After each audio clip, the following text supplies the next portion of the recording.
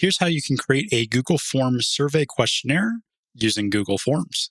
So first you want to head to Google and type in Google Forms. And then typically it'll be the first result in the search results. So this is the Google Forms online form builder. Go ahead and click on that. Next, you're going to need to sign into your Google account if you don't already have one. This will bring you to the forms page, in which case you have a couple options to choose from. So you can either use one of these predefined forms above in the template gallery, or you can create a blank new form. I recommend just using a brand new form, or you could choose one of your recent forms that you created below. So you'll find it in the section down below of all the forms that you've created before, if you want to go back and use one of those as a template.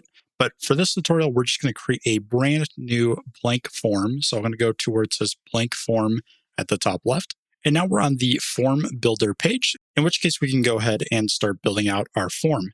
So the first step I would always do is change the form title. So I'm just going to change this to questionnaire, just as an example. And you can also add a form description if you would like. So I could just enter in form for customer reviews. And now we can actually go ahead and start building out the questions that we want to ask in the form. So they already give us a blank basic question here. So we can go ahead and click on that. And you can make this question anything you want. You can make it an input. You can make it an actual question. You can make it a multiple choice. There's a lot of different options. We're going to go ahead and cover those now. So let's say first and foremost, we want to collect their email. So we can say email. And then on the right-hand side, we have this input field here where we can choose which type of question this is. So it could either be a short answer, paragraph, multiple choice. We could also do checkboxes or a drop-down selection. For the email, I'm just going to select short answer because it's just going to be their email in the response. So that is considered a short answer. And I'm also going to make this required by clicking on the required toggle here, which means that they are going to have to answer this specific question in order to actually submit their response. So again, if you want a field to be answered, you have to make sure that you click on the required toggle in order to make sure that they must enter a response for this specific question. So let's go ahead and add another question. So by clicking on the plus button here, and maybe we can ask them, what time zone are you currently in? And we can make this a multiple choice question here. So for option one, we can go ahead and say EST for Pacific Standard Time. And then you can go ahead and add as many options as you want. So I could also add EST if I wanted to add that. I could also add another option as well. And if you ever want to delete an option, you can just click on the X to remove an option. And now we only have two options to choose from. So I'm not actually going to make this one required. So that means it's optional for them to answer it. So I'm going to go ahead and create another question. And we're going to say, what time of day works best for you? And they can go ahead and enter in a specific time here. But we can also make this a checkbox question where we can add different options. So I can say mornings, we can say afternoons, and we can also add an option for evenings. And so now, similar to the multiple choice, they can also have the option to select multiple options. So if all times of days work for them, they can check all three of these. If only mornings work for them, they could check only the morning option. So you want to use this one if they can select multiple options.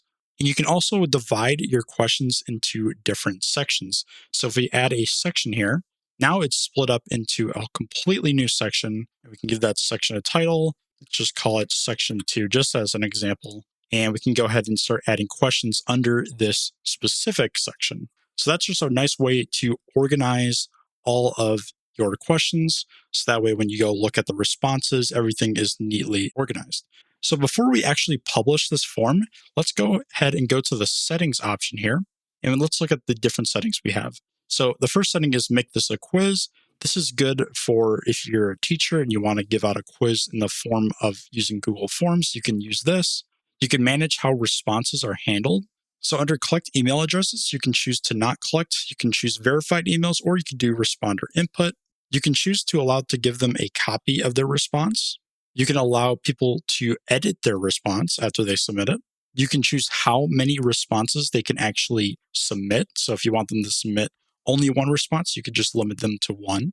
And there's just a ton of different options that you can choose from. And so let's go ahead and actually add a title to our form. So I'm just going to call this questionnaire. You can call it whatever you like. And I'm going to go ahead and actually publish this form. So if I click on the publish button, I can choose how I want to publish it. So I can either allow anyone with a link to this specific form to be able to respond, or I can change it by clicking the Manage button. And I can change the responder view to anyone with a link to a restricted mode. And now only people that I add specifically in this input field will be able to access this form. So if I enter someone's email into this input field here, they are only allowed to submit a response to this form. And you can view all the people that you have added that have access to it under the people with access section. So as you can see right now, it's just me, only I have access to this. But if I want to add someone, I can just click into this input field and enter their username. For this tutorial, I'm just going to change this to anyone with a link. And then I'm going to click done and then click publish. And now if I go to the top, we can now see that it says published instead of publish. And if we click on this, we can go ahead and copy the responder link and click on copy. And now if I open up a new tab and paste that link in, this is what they will see when they click on the link to my Google form.